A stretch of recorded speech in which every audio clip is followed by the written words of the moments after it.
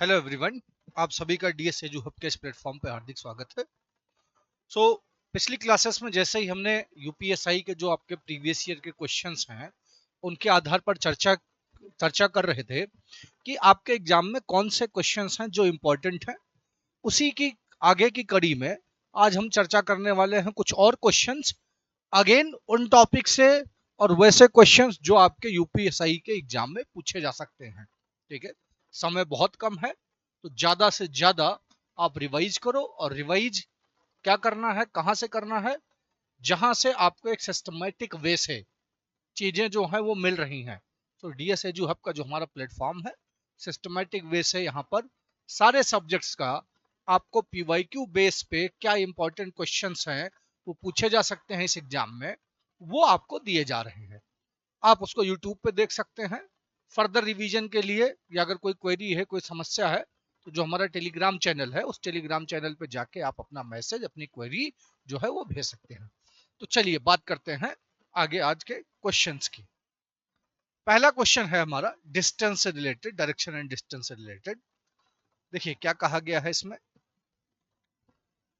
कहा यह गया है कि रवि वॉक्स 13 kilometre towards north direction, he then walks 20 kilometer towards east, takes a right turn to cover 6 kilometer and then continues to walk for about 7 kilometer in the same direction. How far is he from the starting point?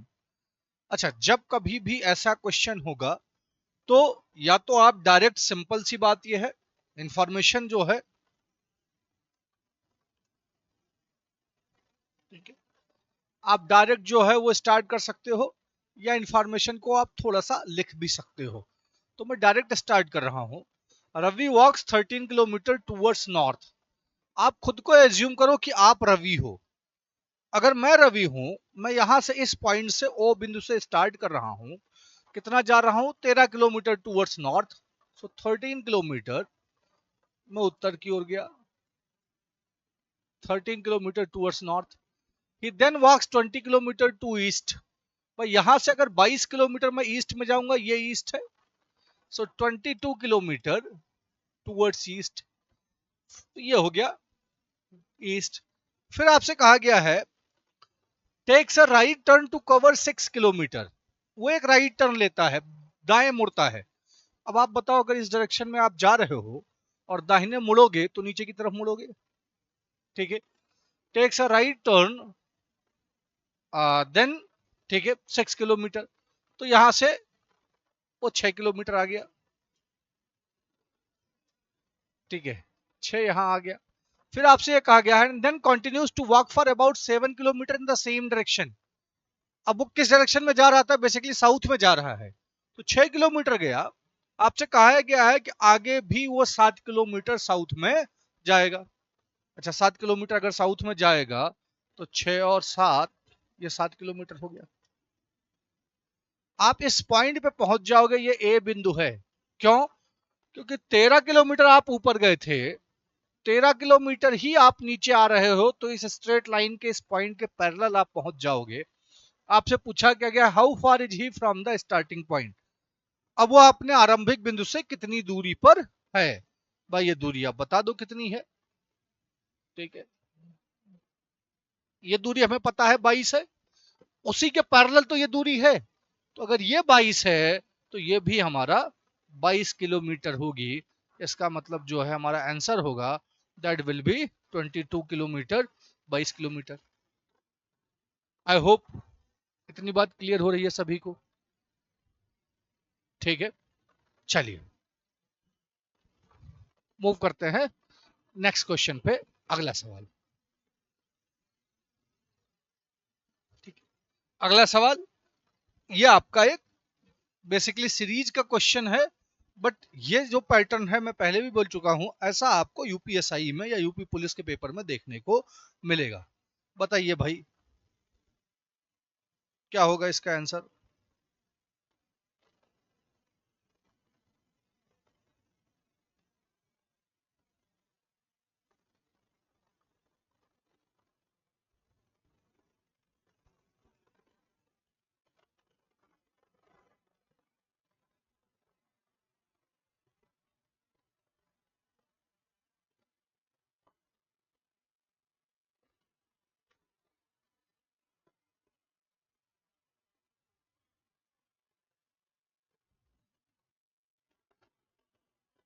देखिए, मैंने यहाँ बात आपसे की थी कि जब कभी भी ऐसा क्वेश्चन होगा तो ये ध्यान रखना है कि ये अल्टरनेट का आपका एक सीरीज बनती है।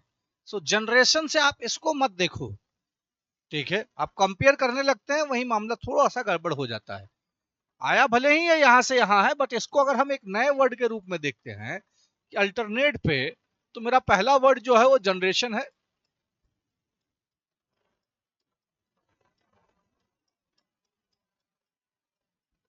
जनरेशन है। फिर आपका ई आर टी है। फिर आपका E N E R A T I O है। और फिर आपका आर ए है, ठीक है। अब अगर आप अल्टरनेट पे देखो, भाई इसके बाद में ये वाला और इसके बाद में ये वाला यहां से, तो यहां अगर आप देखोगे तो यहां ये पहला लेटर और आखिरी लेटर हटा दिया गया है और इसको ऐसे ही लिख दिया गया है पहला और आखिरी हटाने के बाद में। फिर अगर इसको इससे कंपेयर करोगे तो यहां भी पहला और आखिरी हटा दिया गया है। इसका मतलब आगे बात करेंगे तो इससे बन के आना चाहिए। अब इससे बन के आएगा तो इसका पहला और आखिरी हटेगा, और पहला और आखिरी हटेगा तो बचेगा क्या यहाँ पर, एन ई आर ए और टी आई, ठीक है। एन ई आर ए और टी आई, ये हमारा आंसर हो गया ए ऑप्शन। तो इस चीज का ध्यान रखना है, ऐसा एक क्वेश्चन हमें हमारे एग्जाम में यूपीएसआई में 14-15 मार्च को जब भी आपका पेपर है, एक आपको जरूर मिलना है, ठीक है। चलिए मूव कर रहे हैं नेक्स्ट क्वेश्चन पे, अगला सवाल।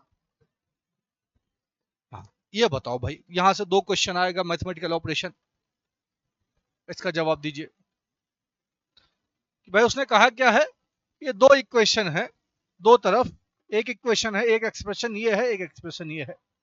आपसे कहा गया है क्या यहां पर इस स्टार की जगह क्या क्या वैल्यू आ जाए जिससे यहां पर जो हमारी बात है वो हो जाए।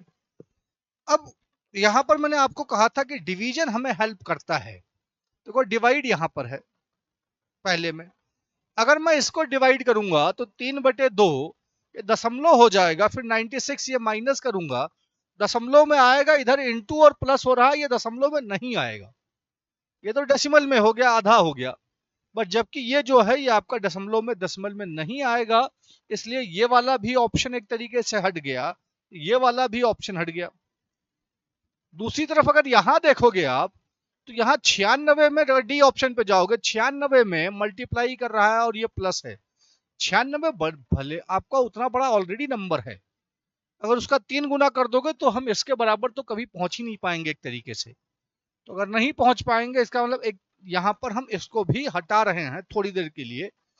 अब अगर एक ही ऑप्शन बचा तो चेक करने जाएंगे, तो मैं सी ऑप्शन चेक कर रहा हूं। पहली वैल्यू है मेरी plus, then into, then divided and then minus. अब देखो सबसे पहले आपका बोर्ड मास लगाते हैं तो मल्टीप्लाई होगा, ये दोनों मल्टीप्लाई होंगे। सो 12 प्लस मल्टीप्लाई हुआ तो 18 मिल गया, 18 12 30 हो गया इस तरफ। फिर ये डिवाइड होगा, 96 से 3 डिवाइड करेंगे, सो 96 डिवाइडेड बाई 3, 3 3 जा 9, 6 3 2 जा 6, सो ये 32 हो गया, 32 माइनस 2। अब आप देखो 12 प्लस 18 30 है, 32 माइनस 2 30 है, तो ये दोनों ही लेफ्ट हैंड साइड और राइट हैंड साइड दोनों ही 30 के बराबर हो गए। तो ऑप्शन जो है वो सी जो है वो करेक्ट ऑप्शन है, कि सी में जो वैल्यू दे रखी हैं अगर हम उसको यहां पर पुट करते हैं तो हमें हमारा आंसर जो है वो मिल जाता है, ठीक है। चलिए मूव करते हैं नेक्स्ट क्वेश्चन पे, अगला सवाल। आप लोग बताइए भाई कि यहां पर कौन से सिंबल्स भरे जाएंगे जिससे ये चीज बराबर हो जाए। चलिए मैं 30 सेकंड का आपको समय दे रहा हूं।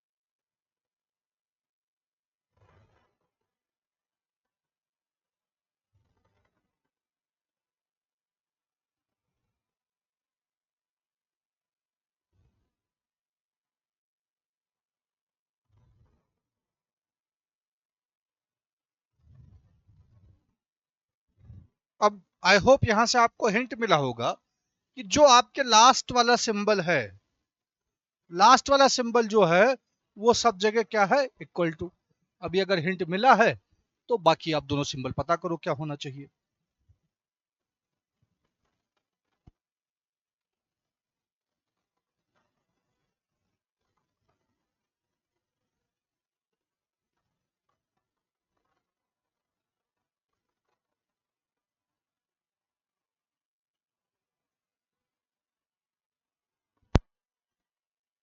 चीज तो ये, जैसे ही ये इक्वल टू पता चल गया, भाई 46 में 9 तो मल्टीप्लाई नहीं होगा, तो 9 मल्टीप्लाई नहीं होगा, इसका मतलब कहीं भी अगर पहला सिंबल 9 है, पहला सिंबल 9 आपका यहाँ है, ये हट गया, ठीक है, पहला सिंबल मल्टीप्लाई वाला जो है। फिर बात करते हैं बाकी दो बचे। अच्छा, यहां भी अगर आते हैं, ये प्लस और इंटू है, अगर मैं यहाँ इंटू करूंगा तो ये 27 हो गया, और 46 प्लस करूंगा 19 के बराबर नहीं होगा, ज्यादा हो जाएगा, तो ये भी हट गया। ये बचा क्या अब, ठीक है, डिवाइड बच रहा है, सी ऑप्शन, ये माइनस है, ये डिवाइड है। 9 को 3 से डिवाइड करूंगा 3, और 46 से माइनस करूंगा 3, तो अगेन 19 नहीं मिलेगा, कुछ और ही मिलेगा, ये भी हट गया। तो बच क्या रहा है, माइनस और इंटू। अब यहाँ देखो 9 और 3 अगर पहले मैं मल्टीप्लाई करूंगा तो 27 आएगा, और 46 में से अगर 27 में माइनस कर दूंगा तो मुझे 19 मिल जाएगा।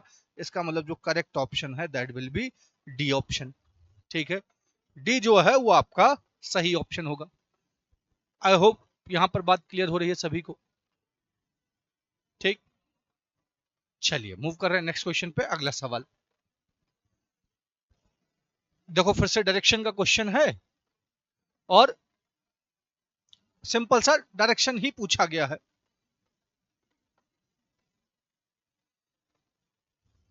बताइए।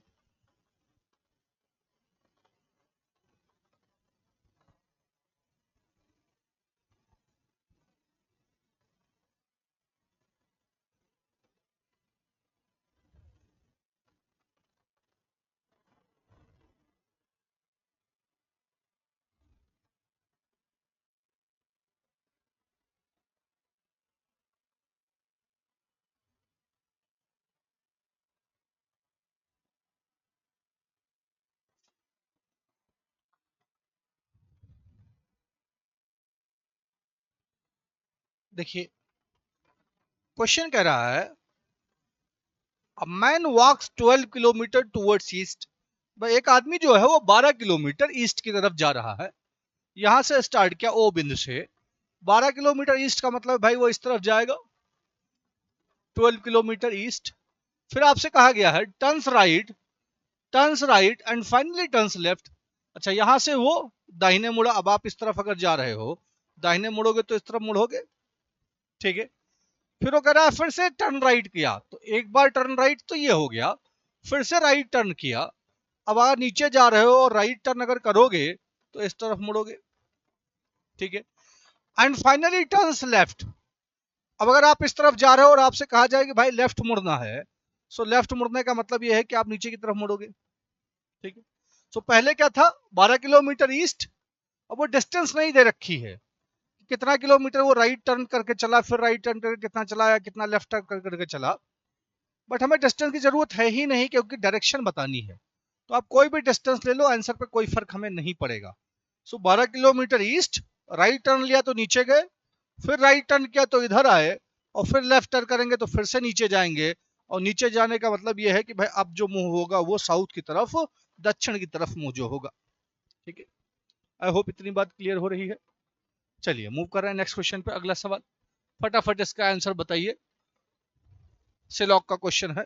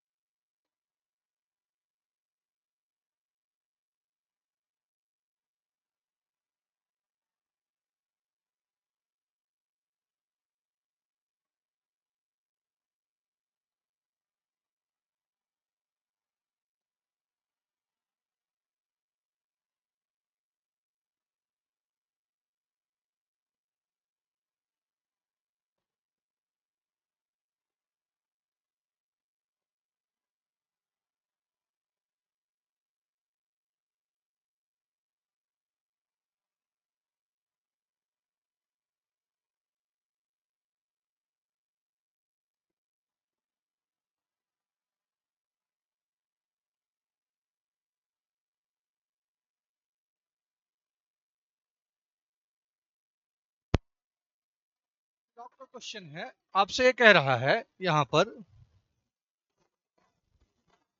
कि सम राइट्स आर बेयर्स, कुछ चूहे भालू हैं। अब हमें बात है कि भाई जब हम स्टेटमेंट दे रखे हैं, कथन दे रखे हैं, तो एक स्टैंडर्ड वेन डायग्राम जरूरी है। तो सम राइट्स आर बेयर्स, ये राइट हो गया, ये बेयर्स भालू हो गया। फिर उसने सॉरी सम का कंडीशन है, मैंने नीचे वाला देख लिया, सम की कंडीशन है तो भाई सम कुछ राइट्स जो है वो बेयर्स है, कुछ चूहे भालू हो गए। फिर कह रहा है सभी भालू जो है वो हिरण है। अब सभी भालू अगर हिरण है तो ये कुछ ऐसा बनेगा, ठीक है। तो ये वाला जो वेन डायग्राम है हमारा, ये रेड का है। अंदर वाला जो है ये आपका भालू बेयर का है, और ये बाहर वाला जो है वो आपका डियर हिरन का है, ठीक है। कुछ बेसिक चीजें हैं जो मैंने बार बार रिपीट किया है, अगर दिक्कत हो तो आप उसको फिर से नोट कर लीजिए। नॉर्मल सिनारियो में आपके अगर दो कथन या दो स्टेटमेंट पॉजिटिव हैं तो उनका कंक्लूजन निगेटिव नहीं होता है। बार बार मैंने रिपीट किया है कि अगर दो स्टेटमेंट आपके या दो से ज्यादा हजार स्टेटमेंट हैं, सबके सब पॉजिटिव हैं, तो कंक्लूजन निगेटिव नहीं होगा। अगर कोई कंडीशन नहीं है तो, अब कंडीशन कैसे से पॉसिबिलिटी की कंडीशन आ गई तो चीजें बदल जाएंगी, ओनली फ्यू ये चीजें आ गई तो बदल जाएंगी, आइदर और वाली सिनारियो आ गई।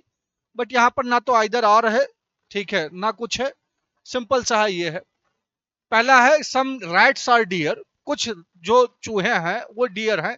ये बात ठीक है क्योंकि ये जो हिस्सा है यहाँ पर राइट भी है, बियर भी है, डियर भी है, सब है, तो ये सम राइट्स आर डियर, ये बात ठीक है। तो उसने कहा नो राइट इज डियर, ये गलत हो गया। तो भाई जब आप ये कह रहे हो कि कुछ चूहे हैं, कुछ चूहे डियर हैं, कुछ चूहे हिरण हैं, तो नो की कोई बात ही नहीं उठती है। और बड़ा सिंपल सी चीज आ गई, दोनों कथन जो थे वो आपके सकारात्मक थे, पॉजिटिव थे, तो कंक्लूजन नहीं निगेटिव नहीं निकलेगा। तो ए ऑप्शन जो है ओनली फर्स्ट कंक्लूजन फॉलोज, ठीक है। दो क्वेश्चन यहां से फिक्स है, आना ही आना है। चलिए मूव करते हैं नेक्स्ट क्वेश्चन पे। अगला सवाल, यहां पर तीन स्टेटमेंट हैं, फटाफट करिए इसको, बताइए क्या होगा इसका।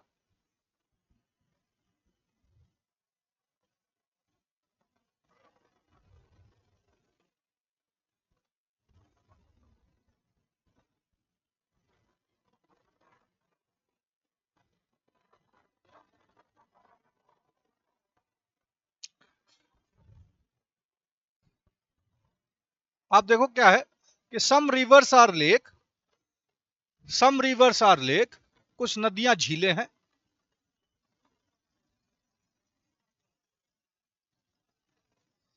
सभी झीलें धाराएं हैं। सो कुछ नदियां, सम रिवर्स आर लेक, ये अगर रिवर है तो ये लेक हो गया। कुछ झीलें जो हैं वो, कुछ नदियां झीलें हैं, हो गया। फिर उसने कहा ऑल लेक्स आर स्ट्रीम, सभी झीलें धाराएं हैं। So all lakes are stream अगर हो गया, सो ये लेक वाला जो वेन डायग्राम है वो स्ट्रीम के पूरी तरीके से अंदर बनेगा। ये स्ट्रीम हो गया, ये मेरा लेक था, ठीक है। आगे है कुछ धाराएं महासागर हैं, तो सम स्ट्रीम्स आर ओशियन। सम की कंडीशन है किसके साथ में, स्ट्रीम के साथ में, तो केवल स्ट्रीम के साथ में बनाएंगे, ठीक है। ध्यान रहे जिसके बीच में, यहां पर जल्दबाजी में लोग करते क्या हैं, जैसे सम स्ट्रीम्स आर ओशियंस है तो लोग इस तरीके से बना देते हैं, क्या ठीक है भाई, क्या गलत है, कोई दिक्कत नहीं है, सम स्ट्रीम्स आर ओशियन। बट यहां आपने गलती क्या की, आपने ओशियन को लेक के साथ भी कंबाइन कर दिया या रिवर के साथ कंबाइन कर दिया। तो जब आप वेन डायग्राम में कंबाइन कर रहे हो, इसका मतलब आप ये कह रहे हो कि इसके बीच का रिलेशन हमें पता है, जबकि हमें जो रिलेशन दे रखा था वो ओशियन और स्ट्रीम का दे रखा था, रिवर और लेक की कोई कंडीशन थी दे ही नहीं रखी थी ओशियन के साथ में। तो ये स्टैंडर्ड नहीं है, इसलिए हम जो बनाएंगे वो ये वाला नहीं, ये वाला बनाएंगे। चलिए मूव करते हैं आगे। फिर आपसे कहा गया है कंक्लूजन, पहला सम रिवर्स आर स्ट्रीम, कुछ नदियां धाराएं हैं, कुछ नदियां जो हैं वो धाराएं हैं, ये बात ठीक है क्योंकि ये वाला जो हिस्सा है वो रिवर भी है, लेक भी है और स्ट्रीम भी है, तो ये बात ठीक हो गई। कुछ महासागर झीलें हैं, ओशन वाला वेन डायग्राम देखो यहां बन रहा है, जबकि जो लेक वाला वेन डायग्राम है वो आपकी यहां जो मैं ग्रीन से बना रहा हूं ये बन रहा है। अब ओशियन और लेक के वेन डायग्राम जो हैं वो अलग अलग बन रहे हैं। मैं पहले भी रिपीट कर चुका हूं इस चीज को कि अगर कोई भी दो वेन डायग्राम अलग अलग बन रहे हैं, इसका मतलब ये होता है हमें नहीं पता कि इन दोनों के बीच में रिलेशन है क्या। जब हमें नहीं पता है कि रिलेशन क्या है, तो किसी भी कंक्लूजन जो है हम सही या गलत जो है वो नहीं कह सकते हैं। आई होप बात क्लियर हो रही है। चलिए, तो यहां से पहला ठीक है, दूसरा नहीं ठीक है, तो केवल पहला ही निष्कर्ष निकलेगा। मूव करते हैं नेक्स्ट क्वेश्चन पे। अगला क्वेश्चन भाई फटाफट कैलेंडर का क्वेश्चन है, बड़ा बेसिक सा क्वेश्चन है, इसका आंसर आप लोग बताइए।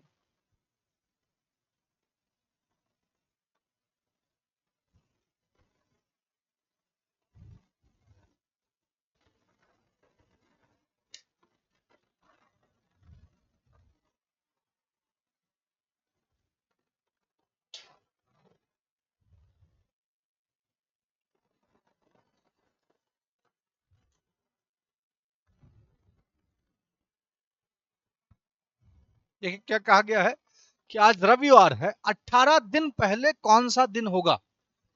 ठीक है, कई तरीके से इसको कर सकते हैं, छोटी वैल्यू है भाई। अगर आज संडे है तो 7 दिन पहले चले जाओ, 7 दिन पहले संडे होगा। तो अगर 7 दिन पहले जा रहे हैं तब भी संडे होगा, 7 और जा रहे हैं तब भी संडे होगा। ठीक है, तो 7 7 14, तो ये टोटल हो गया 18 जाना है। अब संडे से अगर एक दिन पहले जाएंगे तो सैटरडे, 2 दिन पहले जाएंगे तो फ्राइडे, 3 दिन पहले जाएंगे तो थर्सडे, और 4 दिन पहले जाएंगे तो वेंसडे, बुधवार आंसर आ जाएगा। इसका एक तरीका और था कि 18 दिन में ऑड डेज कितने हैं, 18 दिनों में विषम दिन की संख्या। आई होप आपको पता है विषम दिन निकालना। जिन लोगों को नहीं पता है, कोई भी दिनों की संख्या दे रखी है, आप उसको 7 से भाग कर दो। 7 से भाग करो किसको, जो भी दिन दे रखे हैं। ठीक है, जो भी शेषफल होगा वो आपका विषम दिन की संख्या हो जाएगी। तो 18 या 1800 या 18,000 बढ़ाने और घटाने की जरूरत नहीं है। आप 7 से भाग करके जो शेषफल आएगा, आप उतना आगे जाओगे या पीछे जाओगे, डिपेंड करेगा कि क्वेश्चन कह क्या रहा है। जैसे यह यहाँ कह रहा है कि भाई पहले कौन सा होगा, इसका मतलब पीछे जाना है। सो अगर 18 को मैं 7 से भाग कर रहा हूं, 7 दूनी 14, 4 शेषफल बच गया। अच्छा, 4 शेषफल बच गया। अब 18 से अगर मैं 4 दिन पीछे गया तो एक दिन पीछे जाऊंगा तो वही चीज सैटरडे, 2 दिन पीछे जाऊंगा तो फ्राइडे, 3 दिन जाऊंगा तो थर्सडे, और 4 जाऊंगा तो वेंसडे, बुधवार आंसर आ जाएगा। आप इस तरीके से भी कर सकते हो। 18 छोटी वैल्यू थी, आप एक एक करके भी कर सकते हो, लेकिन जब बड़ी वैल्यू होगी तो हमें विषम दिन का कॉन्सेप्ट पता होना चाहिए कि विषम दिन का मतलब क्या होता है, इसका इस्तेमाल हम लोग कैसे करते हैं। चलिए मूव करते हैं नेक्स्ट क्वेश्चन पे। अगला सवाल, ठीक है, देखिए ये स्टेटमेंट कंक्लूजन, कथन निष्कर्ष का क्वेश्चन है। अभी जो पीछे हमने किया था वो भी कथन निष्कर्ष टाइप का था। दोनों को एक बार आप ध्यान से देखो, ये भी कथन निष्कर्ष है। यहां स्टेटमेंट जो है वो कुछ, सभी, कुछ, या निष्कर्ष भी कुछ, सभी वाले हैं। तो ये सिलॉग होता है टॉपिक, न्याय संगत कहते हैं या न्याय निगमन भी कहीं कहीं कहते हैं। अगर इस तरीके का है तो ये कथन निष्कर्ष होता है। वहां पर आपको अपना कॉमन सेंस नहीं यूज करना है, क्योंकि वो एक तरीके से मैथमेटिकल टॉपिक है। जिन्होंने बीटेक वगैरह या बीएससी वगैरह में हायर मैथ्स पढ़ी होगी, वहां पर आप, या 11 से ही स्टार्ट हो जाता है सेट थ्योरी, तो वेन डायग्राम आप पढ़ते हो, वेन डायग्राम का ही थ्रू जाते हैं, तो वो मैथमेटिकल टॉपिक है। या आपका लॉजिकल है, यहां लॉजिक लगाना पड़ेगा। ठीक है, आपसे कथन क्या कहा गया है कि one who scores more than 70% in the examination must undergo 3 rounds of interview. ठीक है भाई, कहा गया है कि जो भी 70% से ज्यादा स्कोर करता है वो 3 राउंड, इंटरव्यू के 3 राउंड से होके गुजरेगा। कहा गया है कि Jahnavi scored 87% in the examination. Jahnavi के 87% है। तो ये इंफॉर्मेशन है कि कोई भी जो 70% से ज्यादा स्कोर कर रहा है उसको 3 राउंड इंटरव्यू देना पड़ेगा। फिर आपसे कहा गया है कि जानवी के 87% हैं। अब अगर जानवी के 87% हैं तो भाई जानवी को 3 राउंड इंटरव्यू देना पड़ेगा। So Janvi must undergo 3 rounds of interview. ये बात बिल्कुल ठीक है। दूसरा, जानवी क्लियर द इंटरव्यू। अब क्लियर द इंटरव्यू या नहीं क्लियर किया उसके बारे में कोई एक सटीक इंफॉर्मेशन यहां पर नहीं दे रखे स्टेटमेंट में, तो उसके बारे में हम कुछ नहीं कह सकते हैं।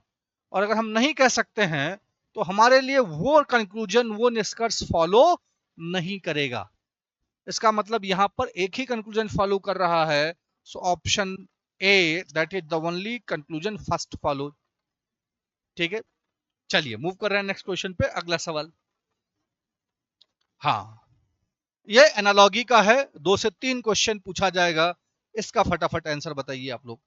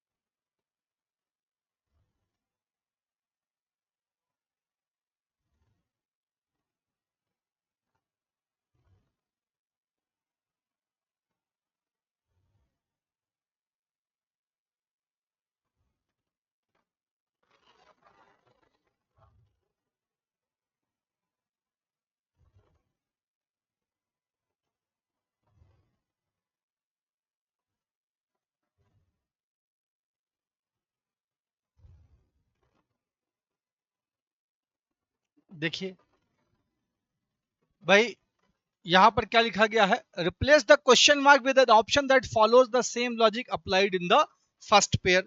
सो पहले पेयर में जो लॉजिक लग रहा है, पहला पेयर है क्या हमारा कि प्लैनेट, और ये दूसरा पेयर है स्क्रीम, और स्क्रीम के साथ में क्या लिखा जाएगा। मैंने आपसे बार बार ये रिपीट किया कि भाई आप देखो कितने लेटर यहां पर बदल रहे हैं। तो अगर मैं इन पहले दो को देखूं तो ये पहले दो बदल नहीं रहे हैं, बस रिवर्स हो जा रहे हैं। बाद के अगर दो देखूं, ये दो वैसे के वैसे लिख दिए गए हैं। अब ईटी को और डब्ल्यू एच को अगर देखूं, ठीक है, सो ईटी अगर यहां नहीं समझ में आ रहा है तो ये 5 है, ये 20 है, ये 23 है और ये 8 है। अच्छा, 20 से 23 हो गया और 5 से 8 हो गया। तो जो पैटर्न हम लिख सकते हैं कि भाई हमारा 6 लेटर का जो ग्रुप था प्लैनेट, उसमें दो दो के 3 ग्रुप बनाए गए। पहले दो को रिवर्स करके लिख दिया, ठीक है, बीच के दो को नो चेंज या सेम करके लिख दिया, सेम, कोई चेंज नहीं है। बाद के जो 3 हैं, आखिरी दो, उसमें +3 किया और +3 करने के बाद में रिवर्स किया। आई होप बात क्लियर हो रही है कि पहले 6 का लेटर का ग्रुप था, 6 लेटर को उसने दो दो के 3 ग्रुप में डिवाइड किया। अब दो दो के 3 ग्रुप में डिवाइड करने के बाद में फर्दर क्या कर रहा है वो, पहले दो को रिवर्स कर दिया। अब यहां आ जाओ, अगर मैं पहले दो को, इन दोनों को रिवर्स करूंगा तो मुझे एक सी एस मिलेगा। आर ई को वैसे ही नो चेंज, यहां पर आर ई। अच्छा, सी एस आर ई ये हट गया, ये हट गया, एक ही ऑप्शन बच रहा है ए। एग्जाम में बैठे हैं, अगर आखिरी दो नहीं भी समझ में आया तो यहां से आगे बढ़ जाओगे। ठीक है, अब आप देखो, ए एम दे रखा है, +3 करेंगे तो ये डी और ये पी हो जाएगा, बट हमें रिवर्स करके लिखना है, सो ये पी डी हो गया। आप देखो पी डी भी मिल रहा है। ठीक है, चलिए मूव करते हैं नेक्स्ट क्वेश्चन पे। अगला सवाल, ये भी आपका है, एनालॉगी का सेम पैटर्न है। बस आपको ध्यान रखना है कि पहला पेयर आपको दे रखा है, पहले पेयर में कुछ रिलेशन है, वही रिलेशन दूसरे पेयर का किसके साथ में होना चाहिए।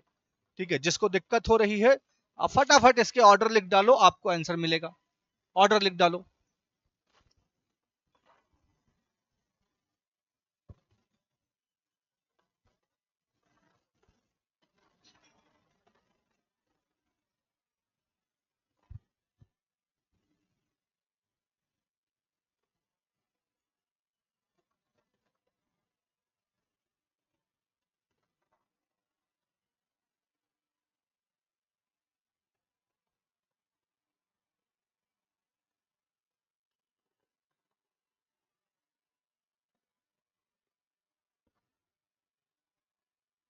देखिए ए जो है, ए का ऑर्डर कितना है, ये 1, ये 5, ये 7।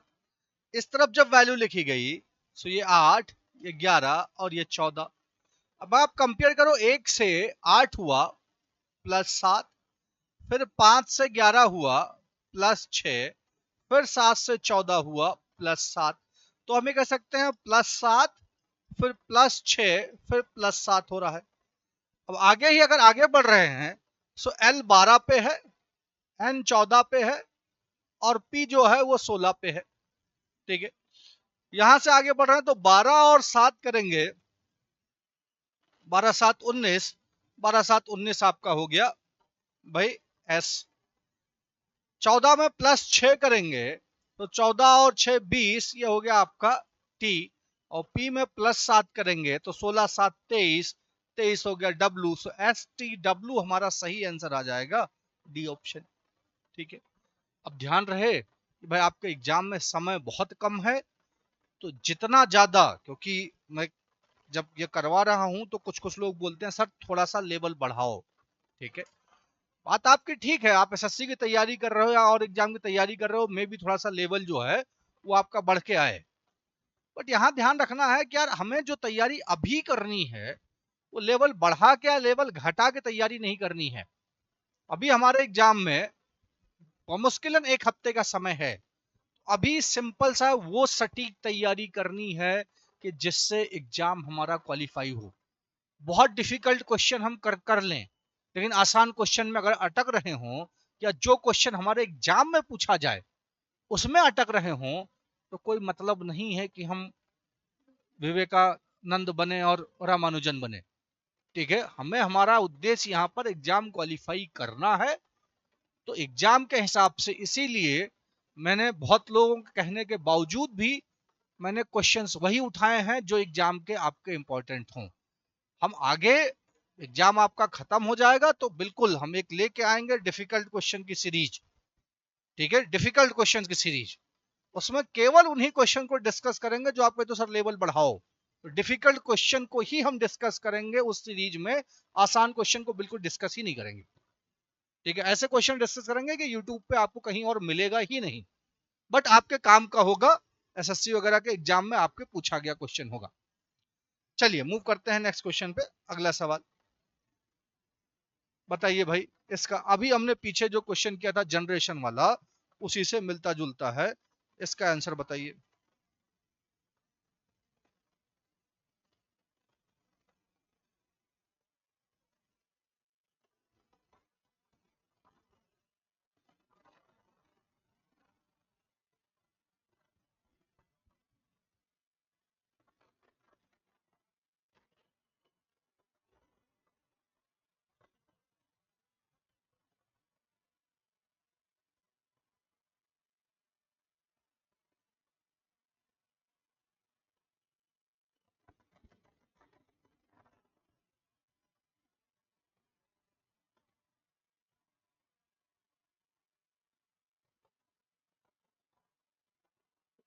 देखिए भाई, गवर्नमेंट है, गवर्नमेंट के बाद में सबसे पहला लेटर क्या है, गवर्नमेंट।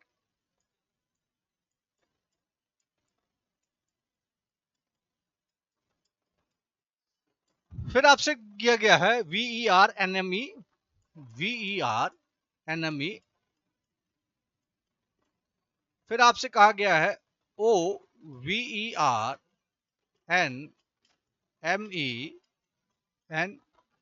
और फिर आपसे कहा गया है ERNM। ठीक है, मैंने पहले भी कहा था कि जब कभी भी ऐसा क्वेश्चन है, सो ऑब्वियसली यहां पर मेन कंफ्यूजन ये होता है कि यहां से ये बना है। ठीक है, अब यहां से ये मत देखो, आप इसको और इसको देखोगे चीजें आसान हो जाएंगी। अल्टरनेट वैल्यू को देखो। अब अल्टरनेट देखोगे तो बेसिकली यहां से पहला और आखिरी हटा दिया गया। आप इसको देखोगे तो इसका पहला और आखिरी हटा दिया गया।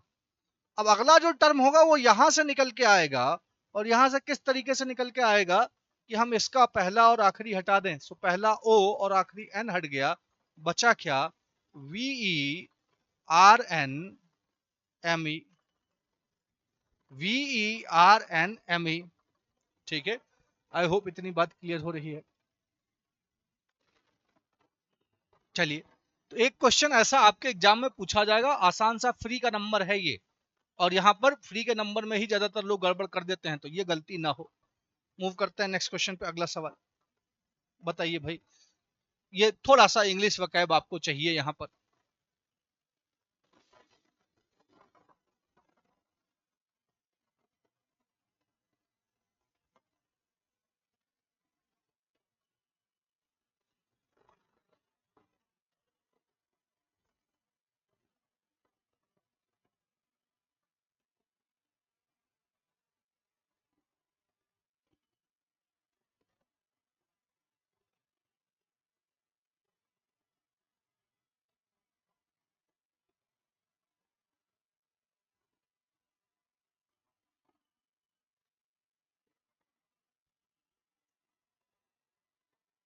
आपसे कहा क्या गया है यहाँ पर कि भाई select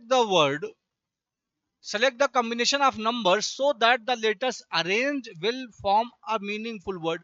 मेरे पास में ये पांच अल्फाबेट दे रखे हैं। ए दे रखा है, टी दे रखा है, आई दे रखा है, जी दे रखा है, एन दे रखा है। इनको मिला के कैसा कोई आपका इंग्लिश का एक मीनिंगफुल वर्ड बनना चाहिए। अब इसमें इसके बहुत सारे गेम भी आते हैं, आप लोगों ने किसी ने खेला भी होगा। तो एक तो तरीका यह है कि आपको चीजें आती हैं तो आप डायरेक्टली कर दोगे कि भाई इसका आंसर ये होगा। दूसरा तरीका है कि यहाँ पर हम ऑप्शन की हेल्प ले लेते हैं। यहाँ 3 नंबर है, 3 नंबर पे क्या लिखा जाना है, आई लिखा गया है।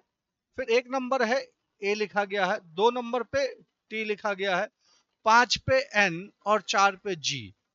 भाई आई ए टी एन जी ये वर्ड कहीं हमने नहीं पढ़ा, ठीक है। मान लो मैं सी ऑप्शन पे चल रहा हूं, ये टी है, ये एन है, ये जी है, ठीक है। देन आपका ये ए है, ये आपका आई है, ठीक है। अगेन ये नहीं पढ़ा है हम लोग। सी की बात करूं अगर यहां पर बी ऑप्शन की, सो ये आपका थर्ड आई, ये एन, फिर ए, फिर आपका टी और फिर जी, ठीक है। अगेन ये तरीके से नहीं चीजें समझ में आ रही हैं। फिर चौथे पे जा रहे हो तो जी, आई, ठीक है, ए, एन, टी। अब जैसे ये वर्ड बना, ऐसे दिमाग में आया कि यार जाइंट बन रहा है, और ये जाइंट का मतलब होता है विशालकाय, ठीक है, बहुत बड़ा। तो विशालकाय बहुत बड़ा, जाइंट का मतलब होता है, इसका मतलब ये जो है हमने पढ़ रखा है। तो जो सही वर्ड बना, कई बार जो नहीं भी बन पाता है, नहीं भी पता होता है, तो आप वहां रिस्क भी ले सकते हो। जैसे इसका मैं कहूं प्रोनाउंसिएशन, अगर ये वर्ड कोई बन भी रहा है तो इसका प्रोनाउंसिएशन कैसे करोगे आप, तो करने में दिक्कत होगी। सेम प्रॉब्लम यहां आएगी, सेम प्रॉब्लम यहां आएगी, ठीक है।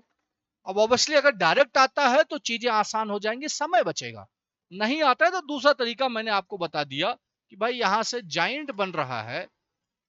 जाइंट का मतलब होता है विशाल का है, बहुत बड़ा। और वो हमारा जो नंबरिंग है वो डी ऑप्शन में बिल्कुल सटीक है, जिसमें 4 नंबर पे डी है, जी है, 3 पे आई है, 1 पे ए है, 5 पे एन है और 2 पे टी है, ठीक है। चलिए मूव करते हैं नेक्स्ट क्वेश्चन पे। अगला सवाल, इसका आप लोग बताइए भाई फटाफट आंसर क्या होगा। ये तो सीरीज का क्वेश्चन है, आसानी से होना चाहिए, फटाफट आंसर बताइए।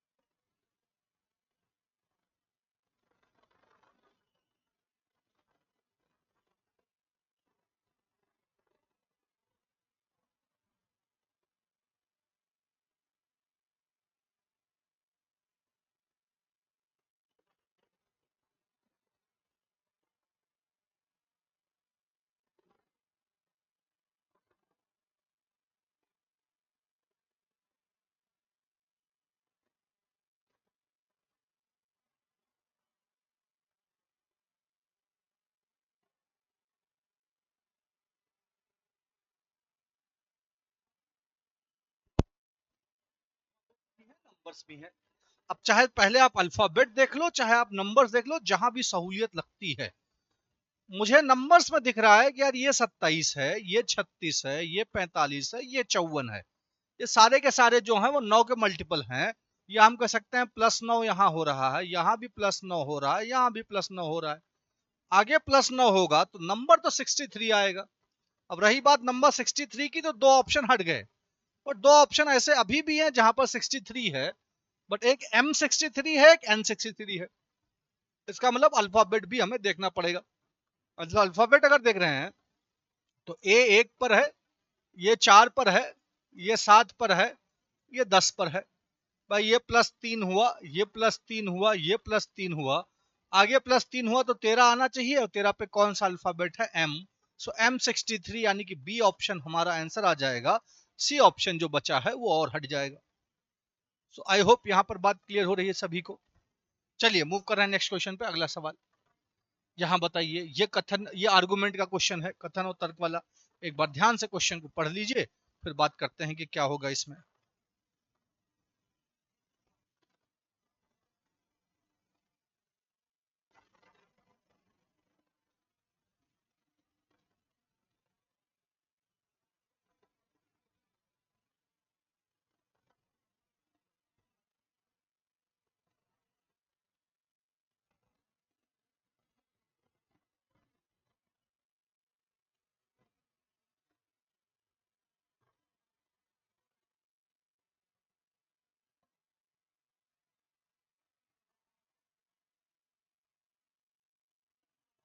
देखिए क्या कहा गया है इसमें।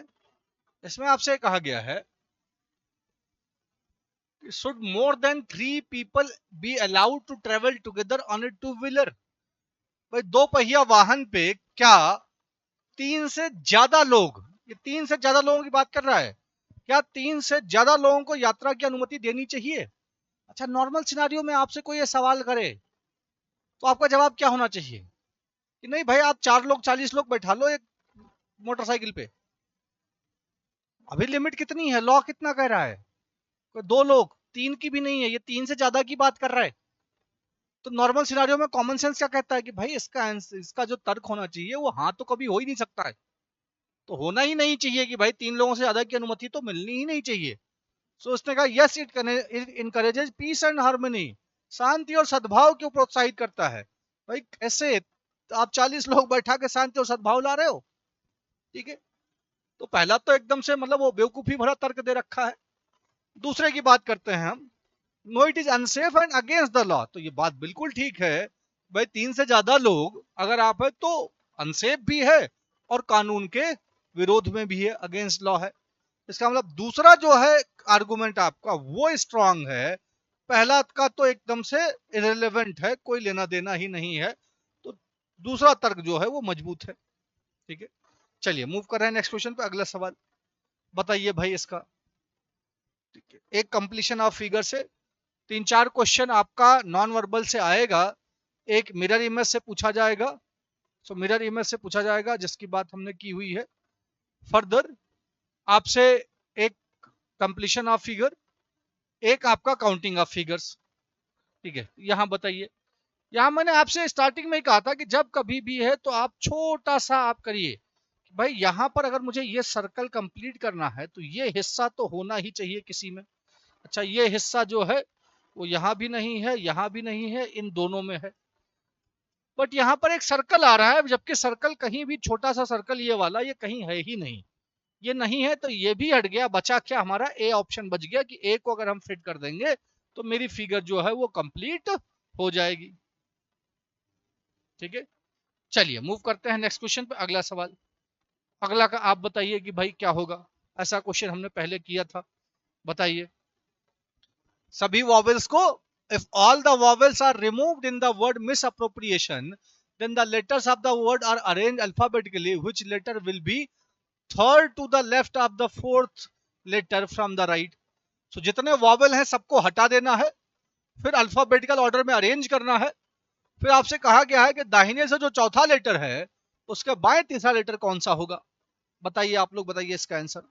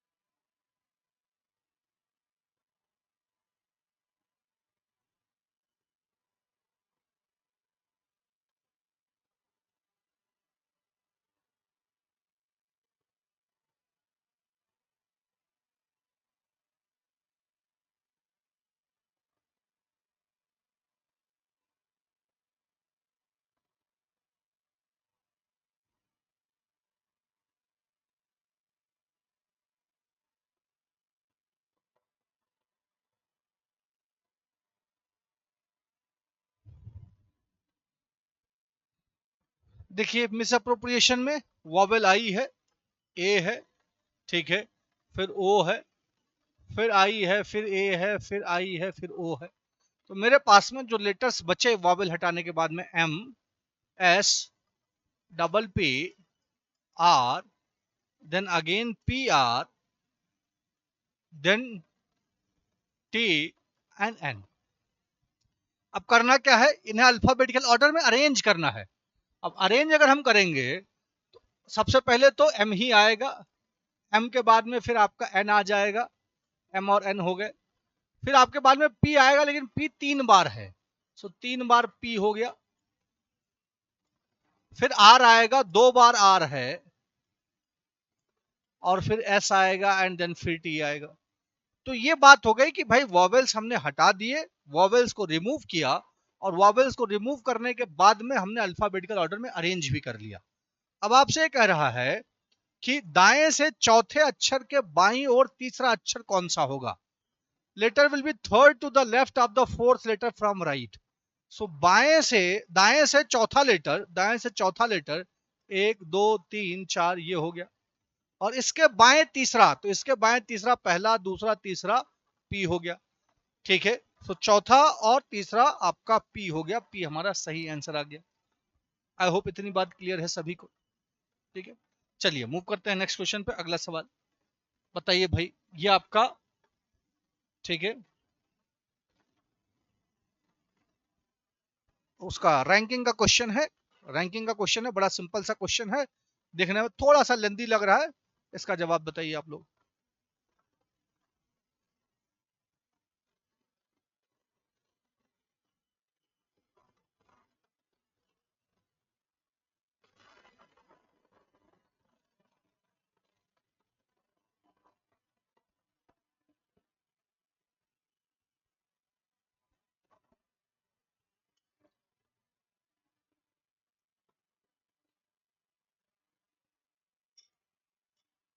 देखिए क्या कह रहा है, X and Y are facing north, starting from extreme left X moves to the sixth place. अच्छा, अगर वो नॉर्थ की तरफ देख रहे हैं, इसका लाइन कुछ तरीके से ऐसी होगी। आपसे कहा है starting from extreme north, extreme left X moves to sixth place in the right. अच्छा, लेफ्ट जो होगा वो एक होगा, यहां पर एक्स जो है वो छठे स्थान पे जाता है, तो 1 2 3 4 5 6, ये बाएं से छठा स्थान हो गया, और यहां पर कौन है, एक्स है। फिर आगे आपसे कहा गया है and starting from extreme right, extreme right से वाई मूव करता है to the sixth place in the left. अच्छा, यहां से अगर छठे स्थान पे मूव करता है, तो ये पहला दूसरा तीसरा चौथा पांचवा छठा, ये छठा हो गया राइट से, एक्सट्रीम राइट से। यहां कौन है, वाई है। आपसे कहा कि now X is to the immediate left of Y, X जो है वो वाई के इमीडिएट लेफ्ट है। इमीडिएट लेफ्ट का मतलब यह है कि भाई यहां पर इनके बीच में कोई भी नहीं है, एक भी लोग नहीं है, तभी तो इमीडिएट लेफ्ट होगा। How many person are there in the row, भाई पंक्ति में कुल कितने लोग हैं, तो हमारे पास आंसर सीधा सीधा मिल गया। भाई यहां से यहां तक एक्स को लेके 6 लोग, और यहां से यहां तक कितने लोग, वाई को लेके 6 लोग, इनके बीच में कोई है ही नहीं, क्योंकि एक्स जो है वो एकदम पड़ोसी है वाई का। सो 6 + 6, इसका मतलब टोटल 12 लोग जो हैं वो इस पंक्ति में है, तो आंसर हो जाएगा 12। एक बार क्वेश्चन देख लीजिए, कोई और समस्या है तो बताइए उसको, ठीक है। चलिए मूव करते हैं नेक्स्ट क्वेश्चन पे। अगला सवाल, हाँ ये आपका क्लासिफिकेशन का है। ऐसा एक क्वेश्चन हमने पीछे भी किया है प्रैक्टिस। बताइए इसका फटाफट आंसर बताइए 2 सेकंड के अंदर।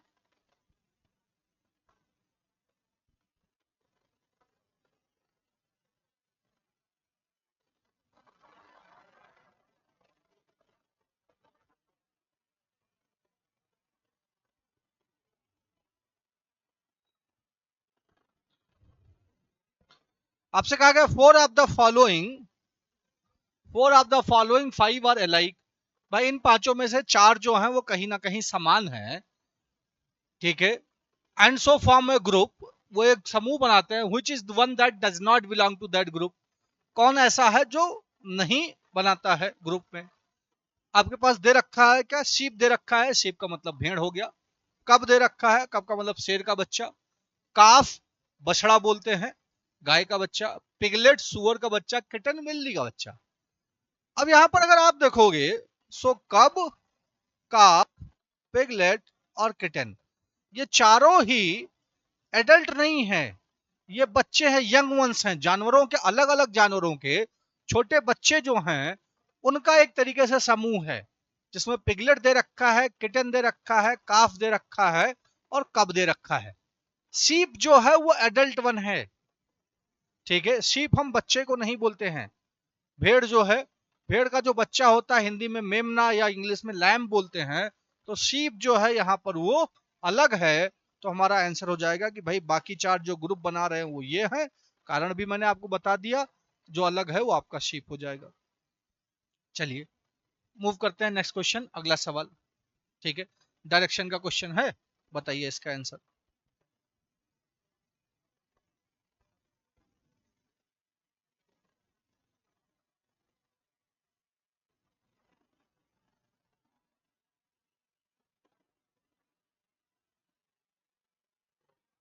आपसे कहा गया है a girl is facing north direction, एक लड़की जो है वो नॉर्थ डायरेक्शन की तरफ फेस कर रही है। If she turns 10 degree in clockwise, तो मैंने आपसे कहा था कि जब कभी भी ऐसा क्वेश्चन हो तो आप इंफॉर्मेशन लिख लो। नॉर्थ डायरेक्शन की तरफ फेस है, क्लॉकवाइज में वो 10 डिग्री, फिर and 60 degree in the anticlockwise, anticlockwise में 60 degree, 60 degree anticlockwise. Which direction will C face now, so अब वह किस डायरेक्शन में देखेगी। मैंने कहा कि जब कभी भी ऐसा क्वेश्चन हो तो आपको बार बार नहीं मुड़ना, एक ही बार मुड़ना है। अब आप कंपेयर करो यहाँ पर कौन ज्यादा है, देखते ही पता चल जाएगा भाई एंटी क्लॉकवाइज ज्यादा है। कितना ज्यादा है, तो 60 माइनस 10, 50 ज्यादा है। तो आपको जो मुड़ना है, रिजल्ट है आपका वो एक तरीके से एंटी क्लॉकवाइज मुड़ना है, 50 रुपए, 50 डिग्री, ठीक है। इसको आप डेली बेसिस पे एग्जाम्पल के तौर पे और समझ सकते हो। आपने 10 रुपए किसी से उधार लिए, फिर बाद में 60 रुपए आपने कमाए। अच्छा भाई 10 अगर आपने उधार लिए और 60 में आपने कमाए, तो कमाते ही 10 जो उधार लिए थे उसको वापस तो करोगे, मान के चलना ही आप ईमानदार हो, वापस कर दोगे। तो 10 जब आपने वापस कर दिए तो आपका रिजल्ट जो हुआ वो है कि बचा ही 50 रुपए। तो वही चीज है कि भाई 10 डिग्री एक डायरेक्शन में गए थे, 60 दूसरे में गए, तो 10-10 तो कैंसिल हो गया, बचा 50, 50 बचा। तो यहां पर अगर बात कर रहे हैं, कोई भी जो है अगर वो नॉर्थ की तरफ देख रहा है 50 degree anticlockwise, anti clockwise का मतलब इस तरफ, एंटी क्लॉकवाइज अगर 50 डिग्री कोई घूमेगा तो डायरेक्शन कौन सी होगी, ये हमारी होगी नॉर्थ वेस्ट उत्तर पश्चिम, नॉर्थ वेस्ट उत्तर पश्चिम, ये आंसर आ गया। आई होप इतनी बात क्लियर हो रही है सभी को, नॉर्थ वेस्ट क्यों है, कैसे है। अगर किसी को कोई दिक्कत है यहाँ पर तो बताइए।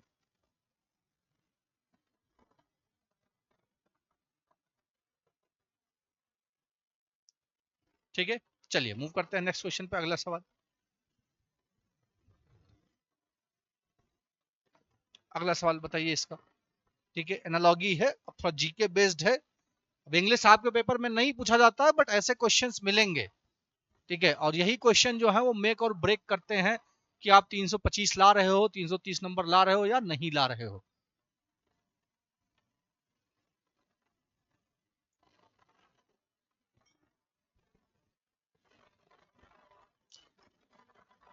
क्या कहा गया है यहाँ कि रिप्लेस द क्वेश्चन मार्क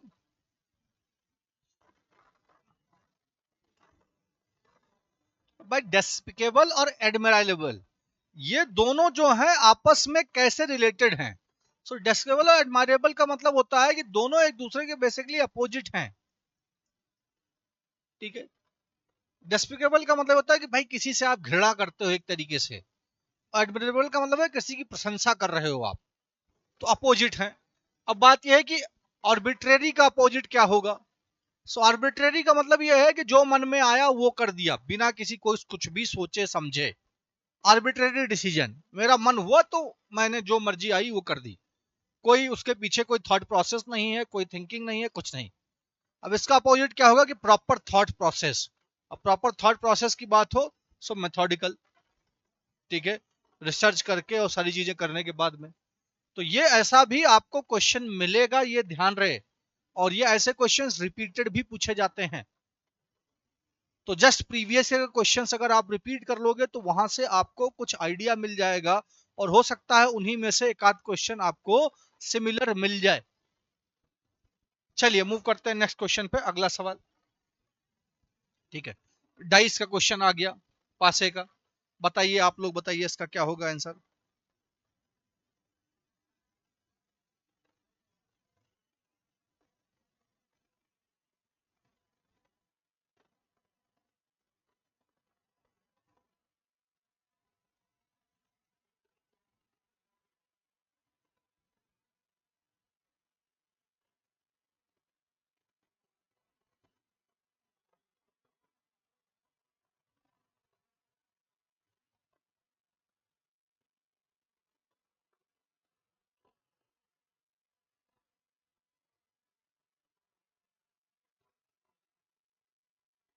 आपसे कहा गया है the dice contains P Q R S T U on the 6 surfaces. पे हमने बात की थी कि कोई भी पासा है तो उसकी 6 सतह होती है। 6 सतह पे उसने वैल्यू भी दे रखी है कि एक पे पी है, एक पे क्यू है, एक पे आर है, एक पे एस है, एक पे टी है, एक पे यू है। आपसे कहा which alphabet is opposite to R. R के अपोजिट क्या होगा वो हमें निकालना है।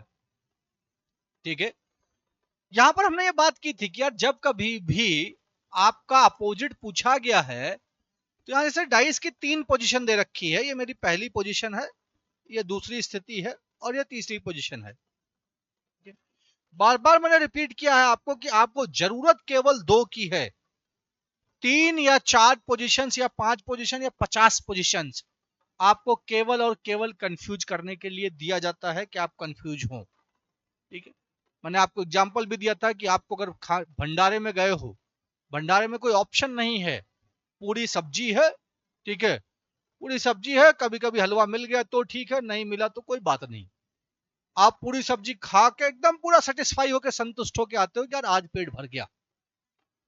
वहीं किसी शादी में जाते हो, बड़ी शादी में किसी में गए जहां 200 तरीके के आइटम हैं। अब वो 200 तरीके के आइटम में आप कितना भी खा लोगे, कहीं ना कहीं एक कसक रह जाती है, यार वो वाला छूट गया। ऐसे ही यहां भी है कि जरूरत 2 ही स्थिति की है, बट अगर आपको क्लियरिटी नहीं है, तो क्लियरिटी अगर नहीं है तो हमेशा कंफ्यूजन रहेगा कि यार वो तीसरा किस लिए दे रखा था, वहां तो गड़बड़ नहीं हो गया कुछ मामला। ठीक है, तो अब देखो यहां पर अगर मैं पहले और दूसरे से स्टार्ट कर रहा हूं, फ्रॉम फर्स्ट एंड सेकेंड, हमने बात की थी जब 2 आप देखो तो आप देखो कितने कॉमन है यहां पर, एक कॉमन है या 2 कॉमन है। तो आप कहोगे सर यहाँ एक कॉमन है, आर यहां भी है और आर यहां भी है। अब अगर आर यहां भी है और आर यहां भी है तो जो कॉमन वैल्यू है वहां से स्टार्ट करेंगे। पहली पासे में हमने स्टार्ट किया, दूसरे में बाद में करेंगे। आर से स्टार्ट किया, क्लॉकवाइज गए तो पहले एस मिला, फिर यहां से आगे बढ़े तो टी मिला। सो आर के बाद में एस और फिर टी। ऐसे ही यहां से हमने स्टार्ट किया तो आर के बाद में क्यू और क्यू के बाद में पी। सो आर क्यू और पी। यहां पर जो जिसके सामने लिखा है वो उसका अपोजिट है, तो एस और क्यू अपोजिट है, टी और पी अपोजिट है। अब 2 और 2 4 वैल्यू हो गई। आर के अपोजिट जो छठी वैल्यू हमें यहां नहीं पता चल रही है, छठी वैल्यू है क्या? छठी वैल्यू यू है। इसका मतलब आर और यू जो है दोनों आपस में अपोजिट हो जाएंगे, आर और यू। ठीक है, यू हमारा आंसर आ जाएगा। अब देखो एक तरीके से तीसरे का कोई इस्तेमाल है ही नहीं। ठीक है, तीसरे का कोई इस्तेमाल नहीं है, बट अगर कोई चाहे तो भाई वो दूसरा ना यूज करके पहला और तीसरा करता। ठीक है, अब पहला और तीसरा अगर मैं इस्तेमाल कर रहा हूं, भाई फर्स्ट एंड थर्ड करना कोई एक ही है, फर्स्ट एंड थर्ड दूसरे को नहीं कर रहा हूं। यहां कॉमन क्या है फर्स्ट और थर्ड में? टी कॉमन है, बाकी दोनों डिफरेंट है। तो एक कॉमन होना चाहिए, बाकी 2 डिफरेंट होने चाहिए। अगर 2 कॉमन है तो हमने ये पढ़ा है तीसरी वैल्यू ऑटोमेटिकली एक दूसरे के अपोजिट हो जाती है। तो यहाँ टी कॉमन है पहले में, फिर वही चीज टी से क्लॉकवाइज चलेंगे तो पहले आर मिला और फिर एस मिला, so T R S. T से यहां चलेंगे सो पहले आपको यू मिला, और फिर Q मिला। आप देखो R के अपोजिट U आ गया, S और Q अपोजिट आ गए, T और जो बच गया T और P आ जाएंगे। कोई दूसरा और तीसरा भी ले सकता है। तो ये ध्यान रहे कि हम बस आपका कॉन्सेप्ट आप सही लगा रहे हो, आपके आंसर में कभी भी दिक्कत नहीं होगी। चलिए मूव करते हैं नेक्स्ट क्वेश्चन पे। अगला सवाल बताइए भाई, बड़ा सिंपल सा मैथमेटिकल ऑपरेशन का क्वेश्चन है, आप लोग इसका आंसर बताइए।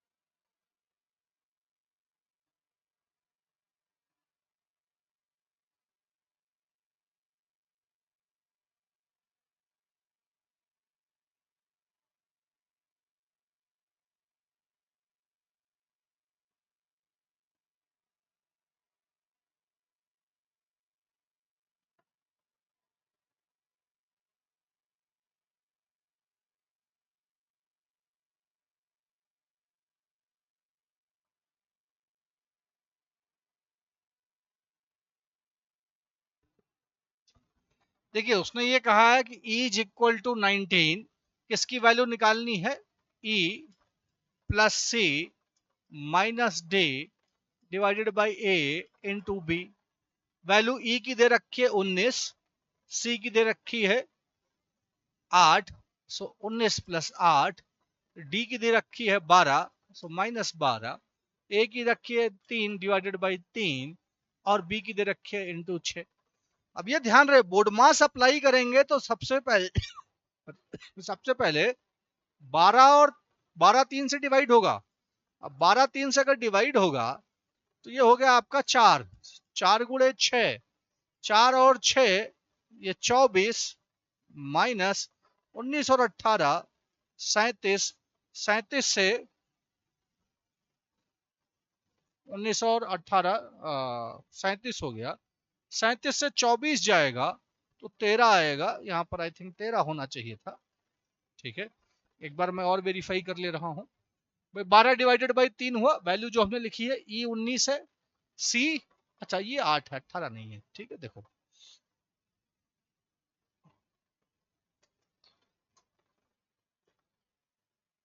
ये जो वैल्यू है 19 प्लस 8, ये 8 हो गया। 19 और 8 होगा तो ये आपका 27 आएगा, 27 माइनस 24, 3 आ गया। 3 हमारा आंसर दे रखा है। ठीक है, तो ये ध्यान रहे कि जैसे जल्दबाजी में मैंने मिस्टेक की, तो इस तरीके से आप जल्दबाजी में मिस्टेक ना करें। ऐसे क्वेश्चंस में ऐसी ही मिस्टेक होती है। अब वो बाद में सुधार दिया गया कि भाई आंसर नहीं मिला, लेकिन सुधारा गया, कुछ समय तो लगा। तो वो समय आपको थोड़ा सा अपना बचाना है। अगर पहले से थोड़ा सतर्कता से चलते तो चीजें जो हैं वो आसान होती। मैंने भी गलती इसीलिए की क्योंकि मैंने सोचा यार ये आसान क्वेश्चन है, इसमें तो कोई दिक्कत ही नहीं, 8 को 18 लिख दिया। ठीक है, चलिए बात करते हैं नेक्स्ट क्वेश्चन पे। अगला सवाल, अब आप देखो ये अरेंजमेंट वाला क्वेश्चन आ गया। दिखने में लेंदी होता है बट बहुत आसान क्वेश्चंस यहाँ से पूछते हैं। बताइए भाई, आप लोग बताइए इसका आंसर क्या होगा।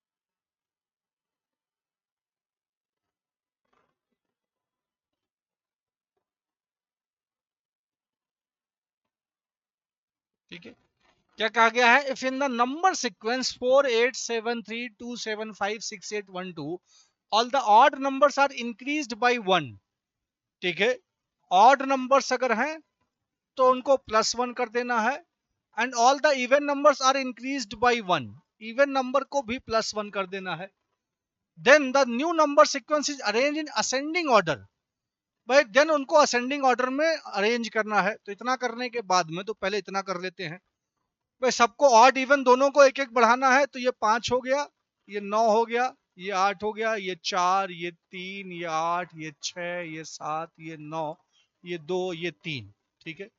अब अगर असेंडिंग ऑर्डर में अरेंज कर रहे हैं तो सबसे छोटी वैल्यू 2 है एक बार, फिर 3 है 2 बार, सो 2 हो गया, 3 2 बार हो गया, फिर आपका 4 है, 4 एक बार है, 5 एक बार है, 6 एक बार है, 7 एक बार है, सो 4 एक बार, 5 एक बार, 6 एक बार, 7 एक बार, 8 आपका 2 बार एंड 9 2 बार, सो 8 और 9 ये अरेंज हो गया एक एक बढ़ाने के बाद में। फिर आपसे कहा गया है which will be the fifth number from the right, भाई राइट से पांचवी संख्या कौन सी होगी। सो राइट से पांचवी संख्या, पहली 9, दूसरी 9, तीसरी 8, चौथी 8, पांचवी क्या हो गई 7 हो गई, तो 7 हमारा आंसर आ जाएगा। ठीक है, आई होप यहां पर बात क्लियर है कि 7 आंसर आ जाएगा। किसी को कोई दिक्कत है इसमें तो बताइए।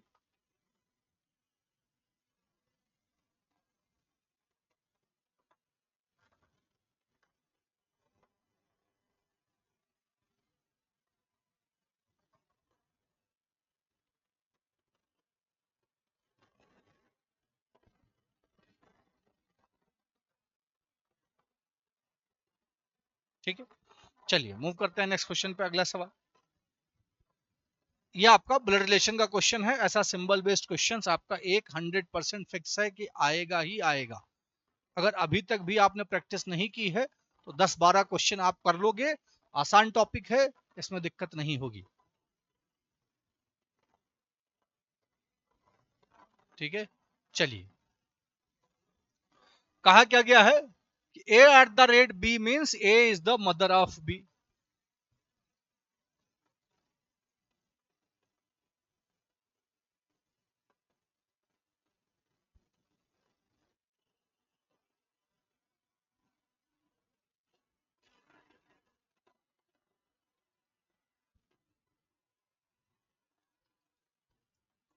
A at the rate B means A is the mother of B.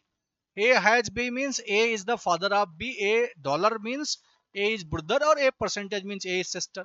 हमें बताना है कि P परसेंटेज L, ठीक है, dollar O at the rate T,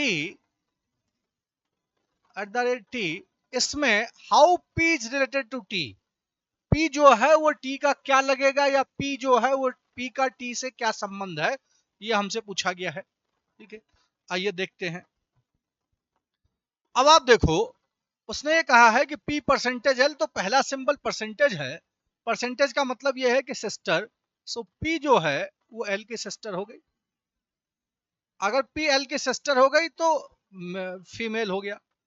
अब ध्यान है कि भाई P अगर फीमेल है तो आंसर जो कुछ भी होगा वो फीमेल रिलेशनशिप का आएगा, चारों फीमेल रिलेशनशिप है।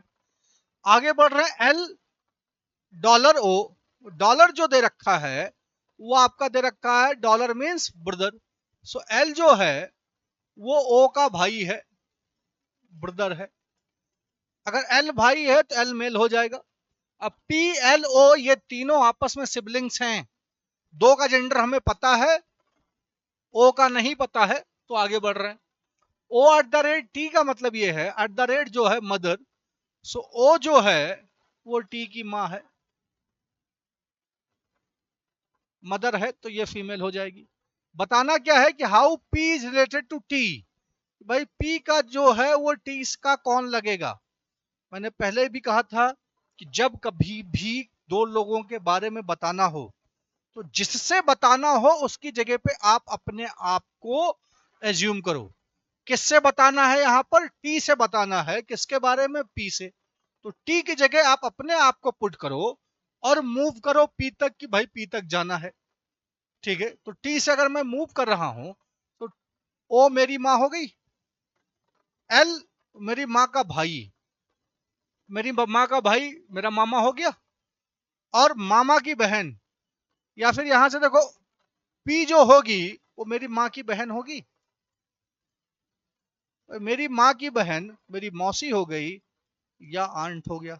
अब एग्जाम में बैठोगे तो ऑप्शन में मौसी नहीं मिलेगा, आंट ही मिलेगा, क्योंकि मामी हो, मौसी हो, चाची हो, ठीक है, बुआ हो, सब आंट मिलेगा। कि इंग्लिश में आंट ही कहते हैं सबको, तो हिंदी आपको एग्जैक्ट नहीं मिलेगी। वो ये भी आपका ऐसा लिख के दे देगा। ठीक है, तो ये ध्यान रखना है। चलिए मूव करते हैं नेक्स्ट क्वेश्चन पे। अगला सवाल बताइए भाई, सिंपल सा क्वेश्चन है सीरीज का, इसका आंसर बताइए, फटाफट बताइए।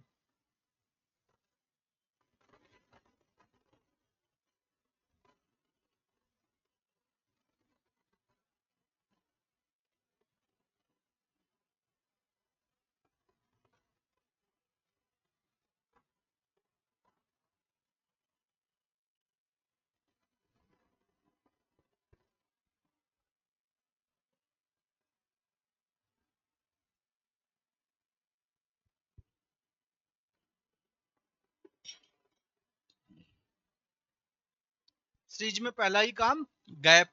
अच्छा, गैप अगर आप देखो 103 से ये 106 हो रहा है, ये 3 का गैप।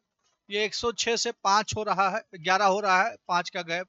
111 से 18 हुआ, 7 का गैप। 118 से 27 हुआ, 9 का गैप। 3 से 5 बढ़ा, 5 से 7 बढ़ा, 7 से 9 बढ़ा। हर स्टेप में दो दो आपका गैप जो है वो बढ़ता चला जाता है। तो अगर हर स्टेप में दो दो बढ़ता चला जाता है तो 127 में अगर आप 11 बढ़ाओगे और तो कितना हो जाएगा, ये 138 हो जाएगा। 138 हमारा आंसर आ जाएगा, ए ऑप्शन 138। आई होप इतनी बात क्लियर है, 138 आंसर आ जाएगा। चलिए मूव करते हैं नेक्स्ट क्वेश्चन पे। अगला सवाल बताइए भाई, वेन डायग्राम का एक क्वेश्चन फिक्स है, इसका आंसर बताइए क्या होगा।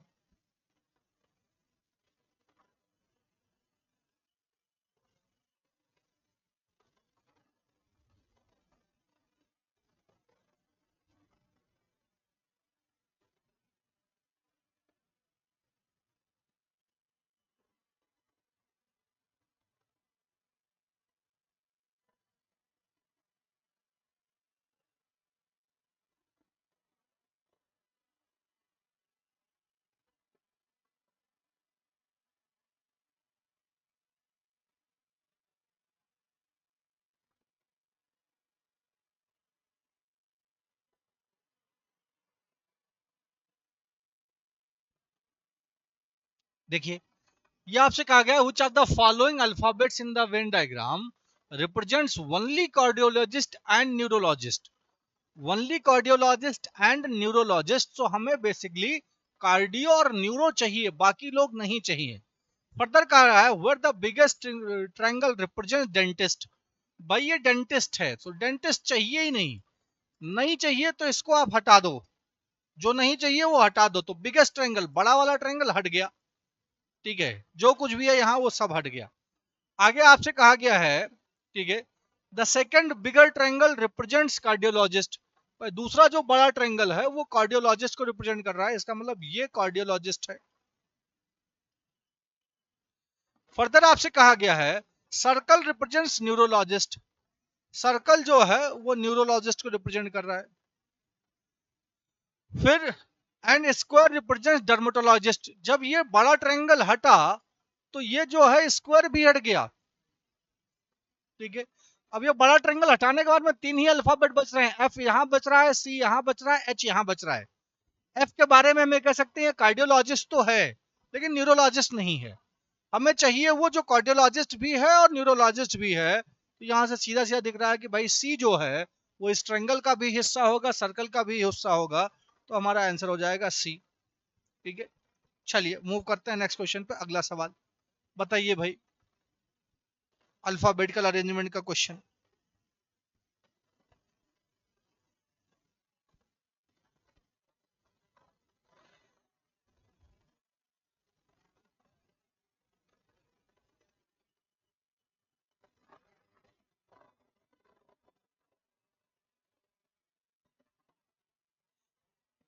यहां देखिए आपसे कहा क्या क्या कहा गया है, if the first half of the English alphabet series is reversed.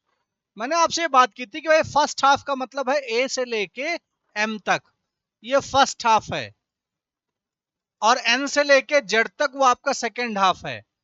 Is reversed, which of the following will be the 19th to the right of the third letter from the left hand. अच्छा, इसको reverse कर दिया गया।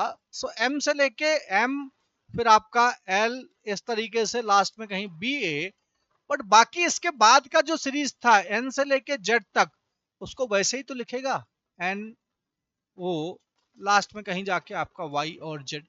ठीक है, I hope इतनी बात clear है। जब कभी भी ऐसा क्वेश्चन होगा, पहले हाफ को वो कह रहा है कि भाई रिवर्स करना है, इसका मतलब दूसरे हाफ को जैसा है वैसा ही आपको लिख देना है।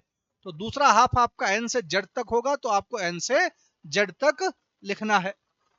अब आप देखो क्या कहा गया है, which of the following will be 19th to the right of the third letter from the left। भाई लेफ्ट से तीसरा लेटर और इसके 19वां लेटर, सो 3 और इसमें 19 और आगे जाएंगे, तो बेसिकली बाएं से 22वां लेटर की बात हो रही है। अब नॉर्मल सीरीज अगर मैं लिख रहा हूं ए बी सी डी, ये लास्ट में एक्स वाई जेड लिखूंगा, तो यहां पर जो 22वां लेटर होगा मेरा, 22वां लेटर वो कहीं यहां आएगा, और 22वीं वैल्यू होगी क्या, वी होगी।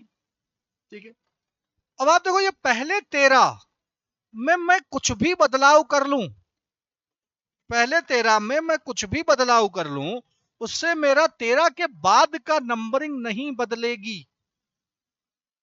ठीक है, तो 13 में जो कुछ भी बदलाव हो रहा है उससे पहले 13 में अगर ये होता बाएं से तीसरा, बाएं से चौथा, बाएं से पांचवा, तो हमारा आंसर नॉर्मल सिनारियो में जो आता है उससे अलग आता। लेकिन बदलाव 13 में हो रहा है, पूछा 22वां जा रहा है, तो 22वां आपका वही होगा।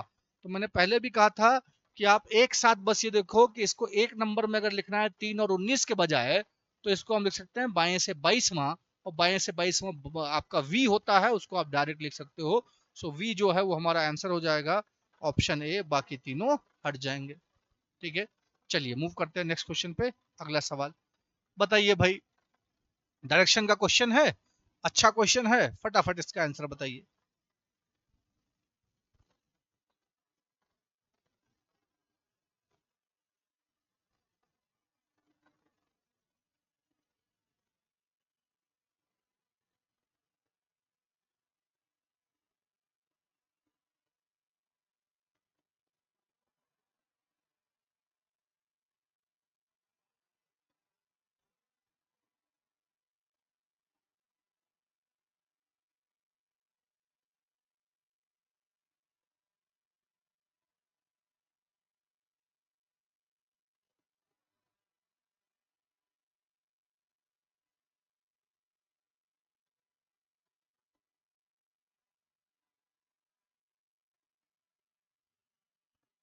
कहा गया है, a man starts from point A and walk 7 kilometre towards east, he turns right.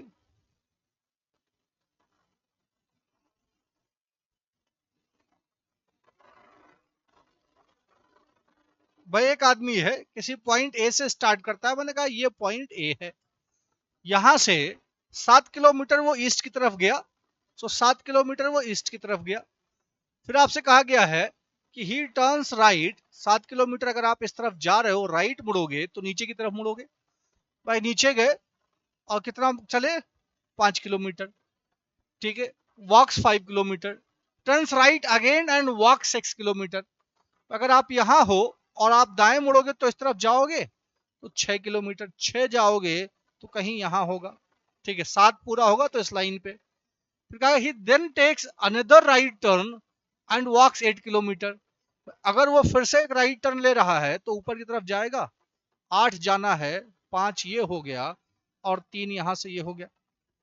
ठीक है, 5 3 8। ठीक है, 3 ये हिस्सा हो गया, ये वाला। फिर आपसे कहा गया है he then he walks 5 kilometre towards east. भाई यहां से 5 किलोमीटर वो फिर से ईस्ट गया, तो ये टोटल 7 गया था, तो ये 1 हो गया, ये 6 हो गया, 5 किलोमीटर हो गया, तो कहीं पर यहां पर रहेगा। फिर आपसे कहा गया है turns right and walks 3 kilometre.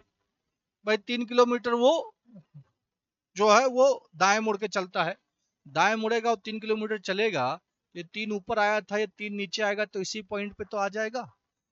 And turns left and walk 6 kilometre. भाई 6 किलोमीटर और चलता है, तो ये 6 किलोमीटर यहाँ चला, कहां पर पहुंच गया, बी पॉइंट पर पहुंच गया। ठीक है। How far A is from B, A और बी की दूरी बतानी है। स्ट्रेट लाइन है, कोई दिक्कत नहीं है। यहां से यहां तक तो ये 6 है, आई होप कोई दिक्कत नहीं। अब आप देखो ये दूरी एक थी, ये एक है, ये दूरी कितनी है यहां से यहां तक, तो ये दूरी आप सिंपल सी बात यह, ये टोटल 7 था। जब यहां से आप 6 वापस आए थे, तो ये दूरी यहां से यहां तक 6 है। इसका मतलब एक ये हो जाएगा या 5 ये हो जाएगा। तो 5 और एक 6 और 6 12, 12 किलोमीटर जो है वो हमारा आंसर आ जाएगा। अब ये अच्छा क्वेश्चन था, थोड़ा सा एक आध टर्म ज्यादा दे दिया, लेंदी बनाया, इसी में बहुत सारे लोग जो हैं वो कंफ्यूज हो जाते हैं, तो कंफ्यूज नहीं होना है। ठीक है, चलिए मूव करते हैं नेक्स्ट क्वेश्चन पे, अगला सवाल।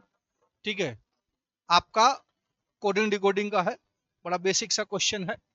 If death is coded as, by death को कोड किया गया है WVZGNS, तो ठीक है, एंजल को क्या लिखा जाएगा उसी भाषा में। अब जैसे ही आप ऊपर का कोड देखो, आपको एक चीज समझ में आनी चाहिए कि भाई डी का अपोजिट डब्ल्यू है, ई का अपोजिट वी है, ए का अपोजिट जेड है, टी का अपोजिट जी है, एच का अपोजिट एस है। तो यहाँ कुछ नहीं है, सीधा सीधा अपोजिट जो है वो लिख दिया गया है। जो कोड है वो हर लेटर के लिए उसका अपोजिट। एंजल जो है, एंजल में अगर आप जाओगे तो ए का अपोजिट आपका जेड हो गया, एन का अपोजिट आपका एम हो गया, जी का अपोजिट आपका टी हो गया, ई का अपोजिट आपका वी हो गया, एल का अपोजिट आपका ओ हो गया। So Z M T V O, Z M T V O, B option हमारा आ गया। तो सिंपल सा जो है कोडिंग डिकोडिंग का आसान सा क्वेश्चन जो है ये पूछा गया है। चलिए मूव करते हैं नेक्स्ट क्वेश्चन पे, अगला सवाल। ठीक है, अगले सवाल में सीरीज का क्वेश्चन है, वैल्यू देखते ही गैप। सो गैप अगर यहां ले रहे हैं 25 और 34, ठीक है, 275 से 34।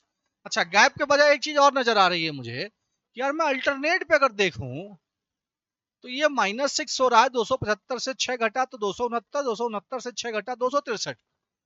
और यहां अगर इस अल्टरनेट पे लूं तो 334 में 6 जुड़ा 340।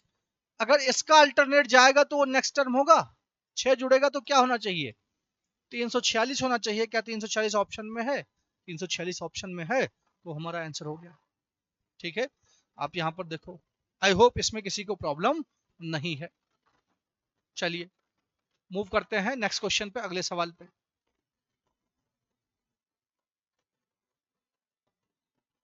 अगला सवाल अगेन वेन डायग्राम का है। आपसे कहा which of the following numbers in the Venn diagram represent only yellow roses. तो 3 तरीके के रोजेज की बात कही गई है। येलो रोजेज कौन सा नंबर रिप्रेजेंट कर रहा है, हमें केवल येलो चाहिए, बाकी कुछ नहीं चाहिए। तो सर्कल से रेड है तो सर्कल हटा दो, भाई ये रेड है तो ये तो हमें चाहिए ही नहीं, तो ये हट गया। ठीक है, ट्रायंगल जो है वो आपका येलो है, येलो चाहिए। ठीक है, एंड अच्छा येलो रोजेज चाहिए, ठीक है। इसका मतलब ट्रायंगल और रेक्टेंगल में जो कुछ भी कॉमन होगा, अच्छा ट्रायंगल और रेक्टेंगल में जो कुछ भी कॉमन होगा वो आपका वैल्यू क्या है। भाई इधर एक तो नहीं कॉमन है, ये 8 नहीं कॉमन है, ये 2 नहीं कॉमन है, बचा क्या 5। सो 5 जो है वो कॉमन है येलो और रोजेज में, तो 5 हमारा आंसर हो गया कि भाई 5 ही ऐसी वैल्यू है जिससे हमें ओनली रोजेज मिलेगा। चलिए मूव करते हैं नेक्स्ट क्वेश्चन पे, अगला सवाल। भाई स्पीड से चल रहे हैं, बताइए इसका आंसर बताइए फटाफट। इसका बताइए कि how the woman's mother's father's only son related to the woman's father. बड़ा स्पेसिफिक क्वेश्चन है, सिस्टमेटिक वे से अगर आप चलो, वह एक महिला की माँ के पिता का इकलौता बेटा। सो आप महिला सबसे पहले ले लो कि भाई यहाँ पर कोई एक महिला है, एक वुमेन है। ठीक है, वुमेन्स मदर्स फादर, भाई इसकी माँ है कोई और इसका पिता। ठीक है। Woman's mother father's only son, इसका इकलौता बेटा, इसका बेटा, इकलौता बेटा, मैं बेटा लिख दे रहा हूं। मुझे एक चीज बताओ कि अगर कोई, ये मैं एक्स ले लूं, ये फीमेल है, इस महिला की जगह आप हो, आपकी माँ के पिता, ये रिवर्स में ये इसकी बेटी होगी, ठीक है। तो आपके माँ के पिता, इसका मतलब आपके नाना, सो आपके नाना का जो बेटा है वो आपका मामा हो गया, और आपका मामा हो गया, इसका मतलब ये दोनों आपस में भाई बहन है। भाई आपकी माँ और आपके मामा, ये आपस में दोनों भाई बहन हैं। आपसे पूछा गया है only son related to the woman's father, ठीक है। भाई महिला के पिता से कैसे संबंधित है? अब महिला का जो पिता होगा, मैंने कहा इसीलिए अगर आप अपने आप पर रखोगे तो चीजें आसान होंगी। भाई आपका पिता जो है वो आपकी माँ से कैसे संबंधित होगा? हस्बैंड एंड वाइफ होगा, और माँ की बहन, सॉरी माँ का भाई, ठीक है। सो माँ का महिला का पिता जो है, पिता से कैसे संबंधित होगा?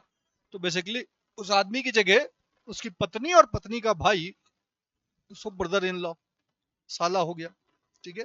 बट ये ध्यान रहे, आपको ऑप्शन ऐसे ही इंग्लिश में लिख के आएगा, हिंदी में लिखा होगा ये चीज, साला वहां नहीं लिखा होगा, ब्रदर इन लॉ, ठीक है। उसका कारण ये है क्योंकि हिंदी में तो ठीक है साला जीजा अलग अलग हो गया, बट इंग्लिश में ब्रदर इन लॉ ही साला है, ब्रदर इन लॉ ही जीजा है। तो दोनों ही केसेस में आपका ब्रदर इन लॉ लिखा जाएगा, और हिंदी में देवनागरी में भी यही चीज लिख के आती है, तो ये चीज ध्यान रहे। चलिए मूव करते हैं नेक्स्ट क्वेश्चन पे, अगला सवाल, ठीक है। चारों में आपको विषम बताना है, चार ऑप्शन दिए हैं, चारों में एक अलग है, आपको जो अलग है वो बताना है। बताइए भाई अलग क्या है?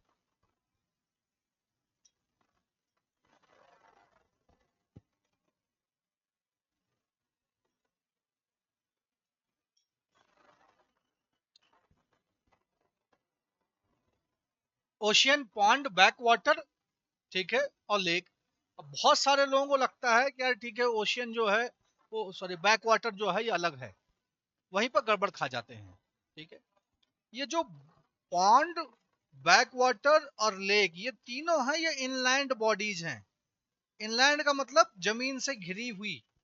बैक वाटर वो होता है, बैक वाटर भी जो आपका जब टाइड वगैरह आती है जो समुद्र में, तो पानी टाइड आती है तो ऊंचाई पे आती है तो पीछे पानी भर जाता है। जैसे केरला के बैक वाटर बड़े फेमस हैं, ठीक है, पानी भर जाता है तो एक तरीके से तालाब वो भी है, बट समुद्र का पानी आके रुक जाता है, ठहर जाता है, ठीक है। तो ये तीनों इनलैंड वाटर बॉडीज हैं, जबकि ओशियन तो ओशियन है ही। तो ये आपका अलग हो गया, बाकी तीनों सेम है। सेम के कारण मैंने बता दिया कि ये इनलैंड वाटर बॉडीज हैं। चलिए मूव करते हैं नेक्स्ट क्वेश्चन पे, अगला सवाल। बताइए भाई इसका आंसर बताइए, ठीक है, रैंकिंग का बेसिक क्वेश्चन है, इसका फटाक से आंसर बताइए।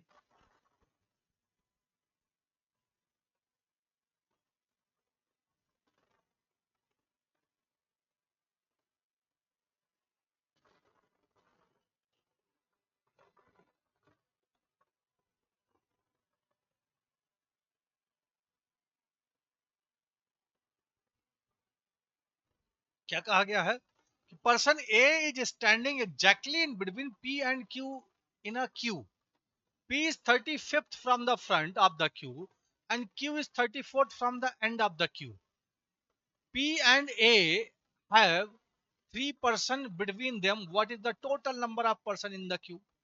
भाई एक लाइन है, ठीक है, हमें ये पता है कि P जो है 35th from the front, P ऊपर से 35वें स्थान पर है। आगे कहा गया है A इज एग्जैक्टली P और Q के बीच में है। सो A P और Q के बीच में ऐसा हो सकता है कि यहाँ कोई ना हो, और अगर इधर एक आदमी है, ये सिनारियो भी हो सकता है, इधर मान लो n लोग बैठे हैं P और A के बीच में, n लोग ही P और A और Q के बीच में बैठेंगे, तब A एग्जैक्टली मिडिल में कहलाएगा। भाई एकदम एग्जैक्टली मिडिल का मतलब क्या है कि आप, मैं अगर मिडिल में हूं, आप मेरे आगे हो, मेरे पीछे कोई है, तो हम कहेंगे मैं एग्जैक्ट मिडिल में हूं। और एग्जैक्ट मिडिल में तब भी कहा जाएगा अगर आप मेरे से 3% आगे हो, और एक आदमी जो है मेरे से 3% पीछे है, तो आपके और मेरे जो 3% पीछे है उन दोनों के बीच में मैं एकदम मिडिल में कहलाऊंगा, इस चीज का ध्यान रखना है। तो P ऊपर से 35वां हो गया, Q जो है 34th from the end Q, so Q जो है वो लास्ट से 34th है। आपसे कहा पी एंड ए हैव 3%। अब पी और क्यू के बीच में ए एकदम मिडिल में बैठा है, सो ए कहीं यहां पर होगा। ठीक है, आपसे कहा पी एंड ए हैव 3%। अगर पी और ए के बीच में 3 लोग हैं तो आप मुझे बताओ, अगर 3 लोग यहां पर हैं तो 3 लोग यहां भी तो होंगे। पंक्ति में कुल कितने लोग बैठे हैं ये बताना है, तो बड़ा सिंपल सा तरीका है इसका। आप एक चीज ये बताओ मुझे, मैं इस तरीके से कर दूं कि यहां से यहां तक टोटल कितने लोग हैं। आप कहोगे सर 35 लोग हैं पी को लेके। यहां से यहां तक कितने लोग हैं, आप कहोगे सर 34 लोग हैं। मैं कहूंगा इस दौरान कितने लोग हैं, तो 3 लोग तो वो हैं जो पी और ए के बीच में बैठे हैं, 3 लोग वो हैं जो ए और क्यू के बीच में बैठे हैं, और एक जो है वो ए खुद, तो टोटल 7 लोग हैं। तो इन सबको जोड़ दो, 29, 35 और 7 42, 42 और 34 76, ये 76 जो है वो टोटल पंक्ति में लोगों की संख्या हो जाएगी। आई होप यहां पर बात क्लियर हो रही है कि भाई 76 कहां से आ गया, कैसे आ गया। ठीक है, चलिए मूव करते हैं नेक्स्ट क्वेश्चन पे। अगला सवाल, अगला सवाल इसका आंसर बताइए। सीरीज है, बेसिक क्वेश्चन है, ठीक है, अरेंजमेंट का। बताइए इसका आंसर।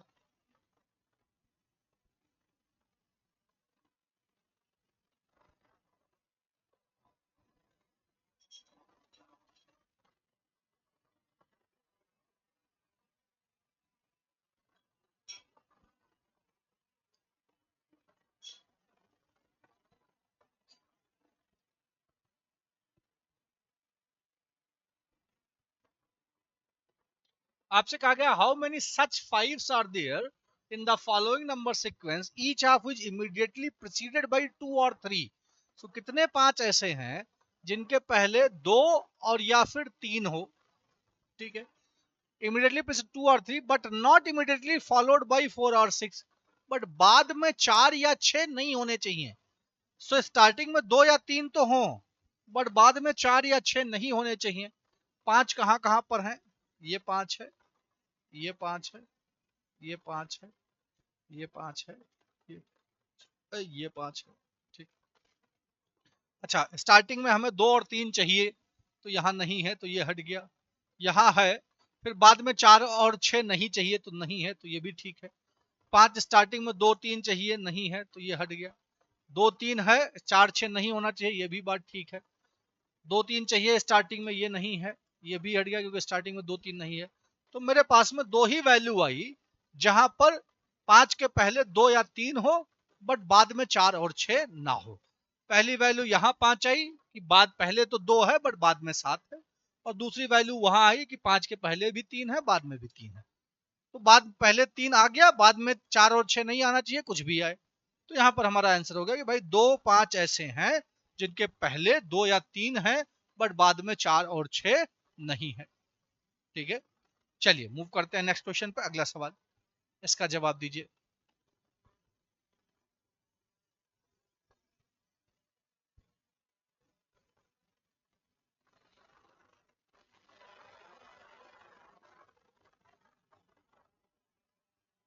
अब 42 है, 85 है। ठीक है, अब 42 है, अगर आप पूरे 2 करोगे प्लस 1 करोगे तो 85 मिल गया।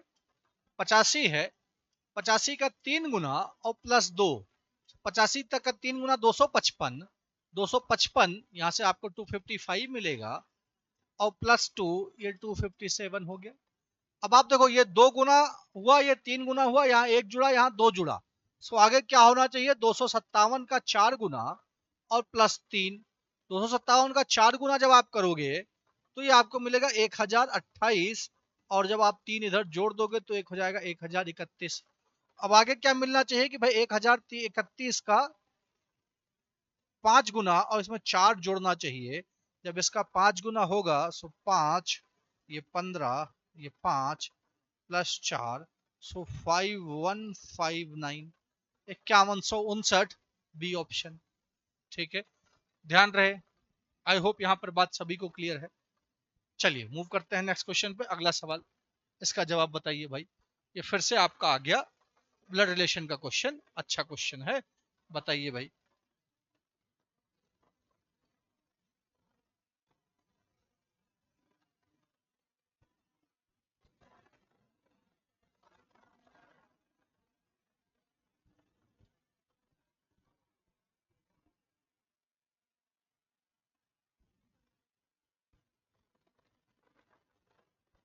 कहा क्या गया है कि a प्लस बी का मतलब है कि a जो है वो फादर है b का, a माइनस बी का मतलब है कि a जो है वो मदर है b की, a स्टार b का मतलब है a है सिस्टर b की, और a स्लैश b का मतलब है a जो है वो भाई है b का।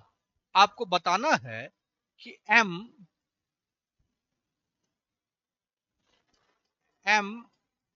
स्टार n स्टार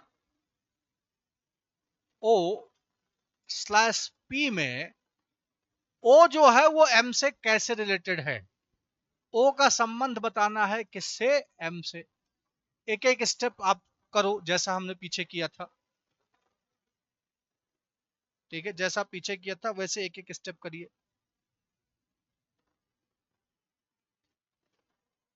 देखो पहला क्या है, स्टार है, सो स्टार का मतलब क्या है, सिस्टर। सो m स्टार n का मतलब ये हो गया कि m जो है वो n की बहन है, भाई सिस्टर है, ये फीमेल हो गई। अगला भी स्टार है, सो n जो है वो o की बहन हो गई। अब एक चीज तो क्लियर है कि ये तीनों आपस में बहने या भाई बहन है, डिपेंडिंग अपॉन जेंडर। बताना किसके बारे में है, ओ के बारे में बताना है एम से।